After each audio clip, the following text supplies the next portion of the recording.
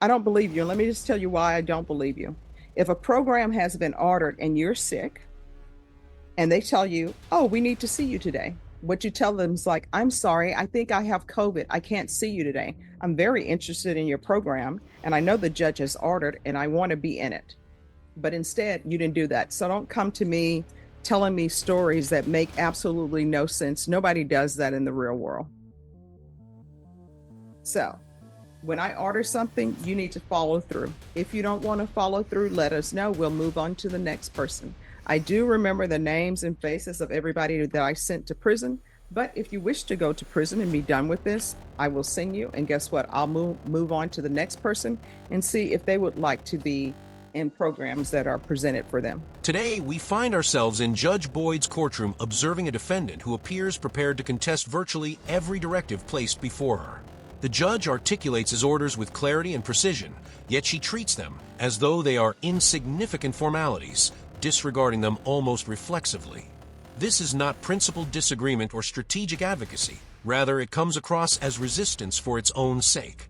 It is important to remember that judges possess the authority to impose contempt sanctions immediately, meaning that even a visible display of defiance could result in swift consequences. The atmosphere feels less like a serious legal proceeding and more like an accelerated lesson in how to undermine one's own case.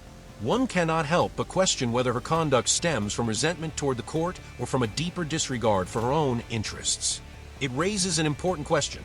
Would anyone truly risk jail time simply to challenge the authority of the person holding the gavel? Let's take a closer look at how this unfolds. All right, court is calling 2024 CR 1983, State of Texas versus Ashley Draper Ward. Could I have parties announced for the record for the state? For the defense? Christopher Simpkins. And are you Miss Ashley Draper Ward? Yes, ma'am. Right. So you entered a plea of guilty.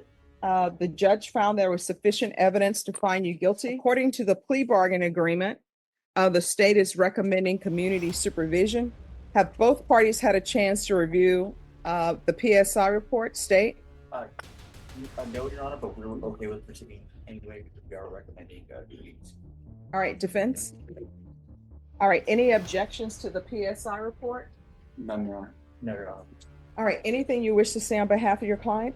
Judge, I believe she's motivated. She'll be successful, and she understands that she faces severe repercussions if she does not live up to her obligation. That's what she follows the bargain agreement. All right, Ms. Ward, do you have any family support? Yes, ma'am. All right, who's your support system? My grandmother's. All right. And do you have any children? 3, Okay, what are their ages? 5, 6, and 8.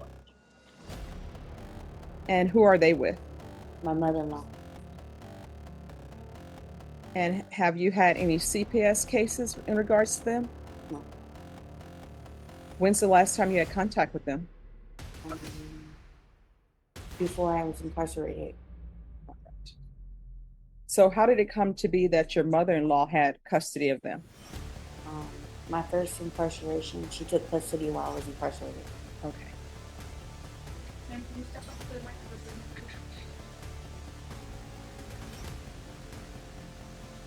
All right. This is what the court is going to do. Court is going to sentence you to a $500 fine. That's going to be probated. 4 years deferred adjudication and states you may continue to confer. There's going to be 100 hours of community service restitution. I'm going to order you to complete parenting classes. Yes, ma'am.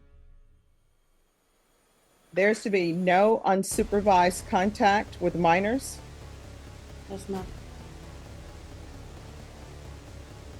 There's to be regular reporting by Zoom or in person. I'm sorry, Miss Eckel, if you could move so probation can, yeah. There's to be regular reporting by Zoom or in person. There's going to be anger management. Yes, ma'am. She's going to remain in custody for her Tacoma exam. And they say that's scheduled at August 22nd. Yes.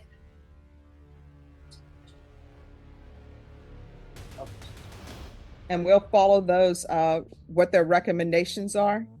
If for some reason she's not accepted, then we're going to do a referral to Center for Healthcare Services. You're going to need to sign a release for any type of medical treatment that you're receiving. You understand? Yes, ma'am. There's to be regular UAs,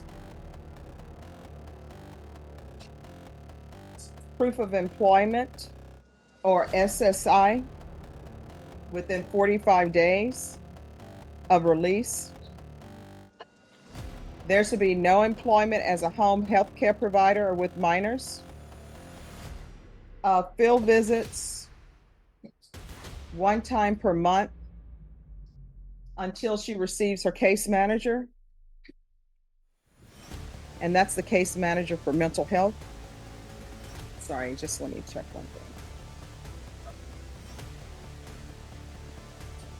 And also, let's do a referral to felony drug court. Judge Boyd outlines clear expectations, regular reporting, completion of anger management classes, and consistent compliance with court supervision.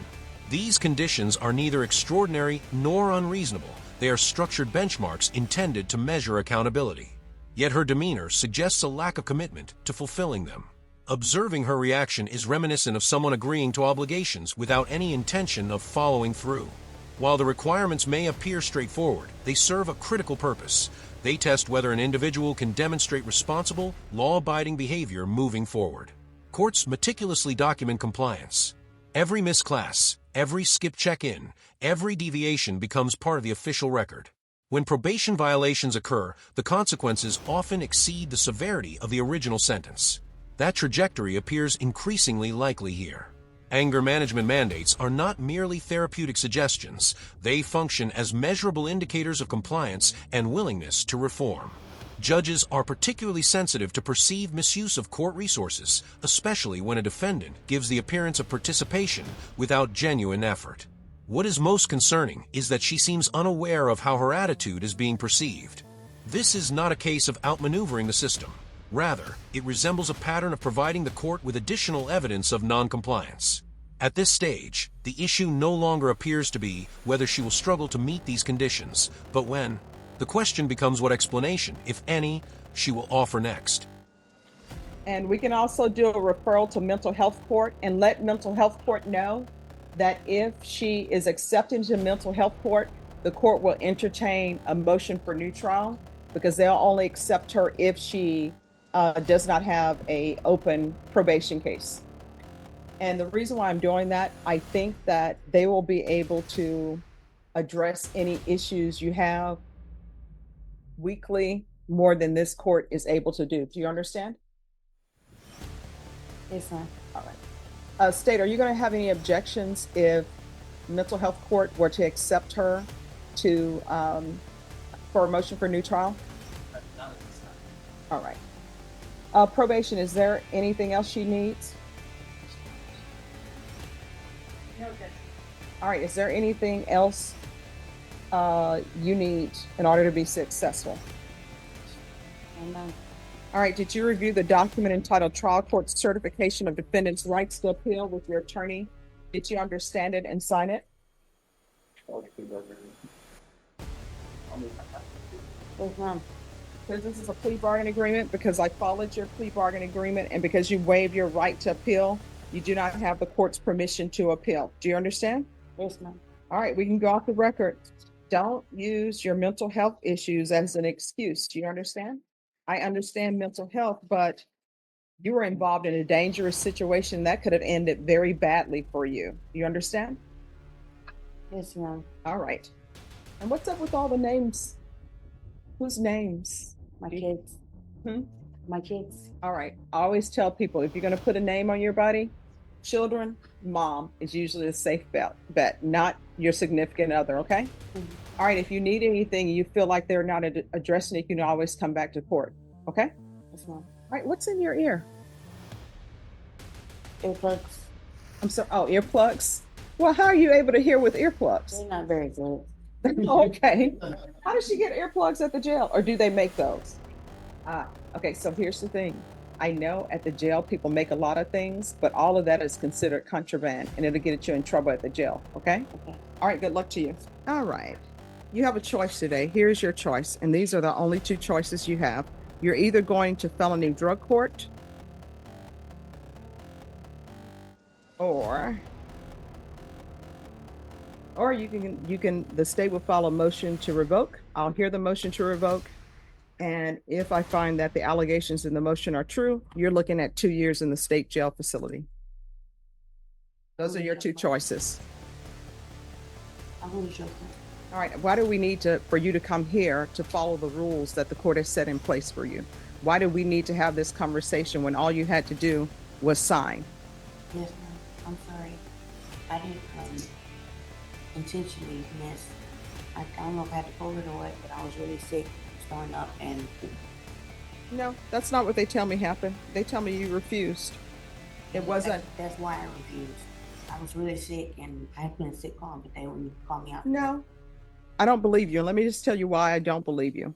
If a program has been ordered and you're sick, and they tell you, oh, we need to see you today. What you tell them is like, I'm sorry, I think I have COVID. I can't see you today. I'm very interested in your program, and I know the judge has ordered, and I want to be in it. But instead, you didn't do that. So don't come to me telling me stories that make absolutely no sense. Nobody does that in the real world.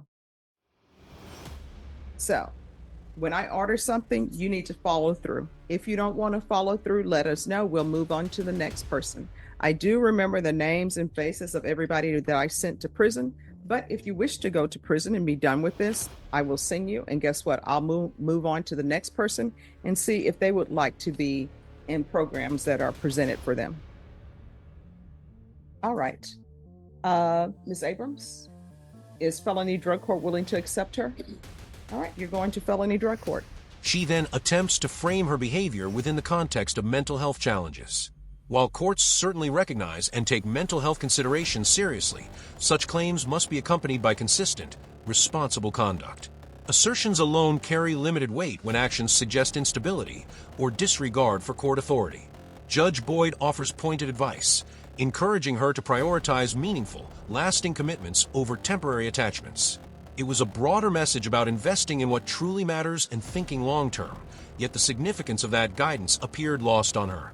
Her decision to wear earbuds during the proceeding further complicates matters. Courtrooms operate under strict standards of decorum. Even seemingly minor gestures can be interpreted as inattentiveness or disrespect. From a judicial perspective, maintaining order and authority in the courtroom is essential, and behavior perceived as disruptive may fall within the scope of contempt considerations. What she may fail to recognize is that her conduct does not merely affect her personally.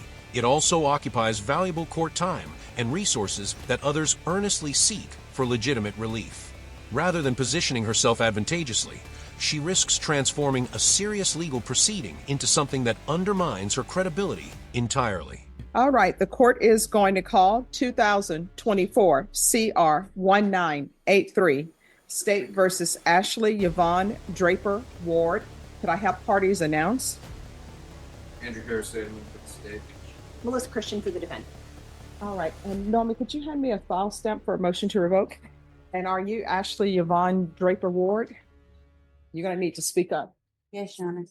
Did you review the document entitled Motion to Enter Adjudication of Guilt and Revoke Community Supervision with your attorney?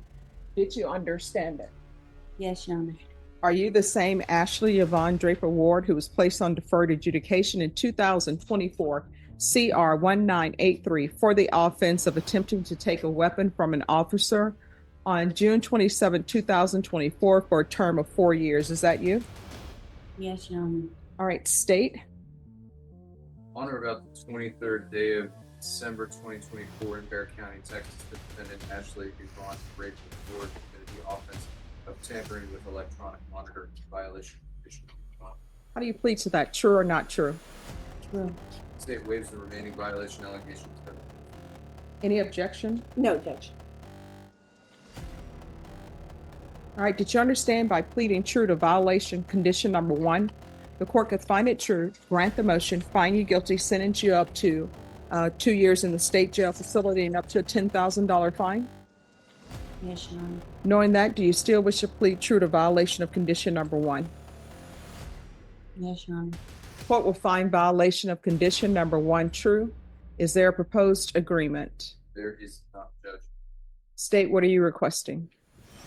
Adjudicate guilt, assess punishment at 2 years of confinement in the state jail facility. All right. In defense, what are you requesting? Judge, she has 415 days credit, so we are asking the court to give her credit for time served. All right. So you want to raise your right hand for me, please? Do you solemnly swear and affirm the testimony you give will be the truth and nothing but the truth, so help you God? Yes, Your Honor. All right. You can lower your hand. State your name for the record. Ashley Yvonne Draper Ward. All right. What have you done while you've been on probation? Well, let me do this. Did you complete parenting classes? I did several of them. But did you complete it? No, ma'am. Why not?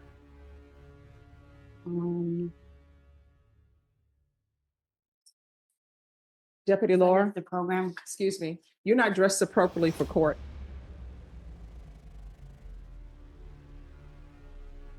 Yes. Because I left the program, ma'am. All right. Why did you leave the program? I acted on impulse. All right. That doesn't explain why you left the program. What was the impulse you were acting on? Just overwhelmed. There was a lot going on up there, and I just got fearful when I left. All right. Did you complete anger management? Yes, Your Honor. All right.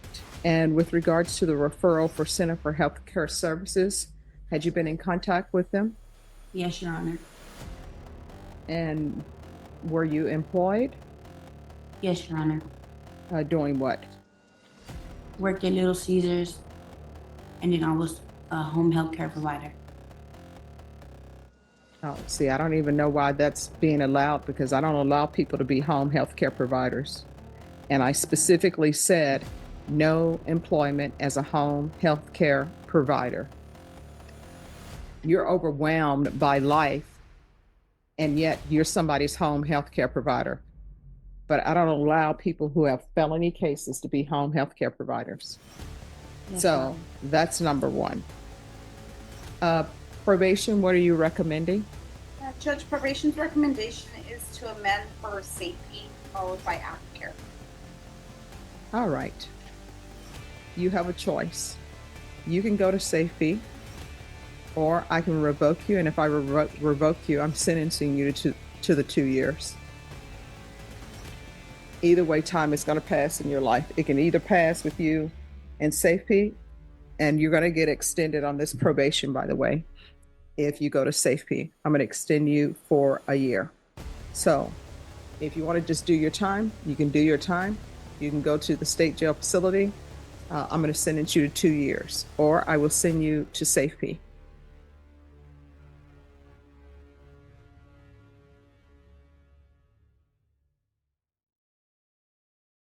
You'll get credit. The judge will give you credit for time served. State jail does their own calculations. All right. This is what the court is going to do. The court is going to find you guilty. The court is going to sentence you to 2 years in the state jail facility, give you credit for any time served. There's a $500 fine, time and money for run concurrent. And I'll recommend the therapeutic community. All right. Did you review the document entitled Trial Court Certification of Defendant's Rights to Appeal with your attorney? Did you understand it and sign it? Yes, Your Honor. You have a limited right to appeal, and that right to appeal is that it relates to the allegations in the motion, not the fact that you are in deferred adjudication. Because this is a felony conviction, you're not allowed to own or possess any weapons or ammunition. If you have a question over what a weapon or ammunition is, you will need to speak to an attorney. So you're going to be sentenced to the 2 years in the state jail facility. You are entitled to whatever time that you've previously served. And I'm going to recommend the therapeutic community. The therapeutic community is to help you hopefully get your life in order so the criminal system will not see you again. Do you understand? Judge Boyd ultimately presents a clear and unequivocal choice: participation in felony drug court or 2 years in state custody. There's no alternative pathway, no hidden provision, and no discretionary loophole beyond those two options.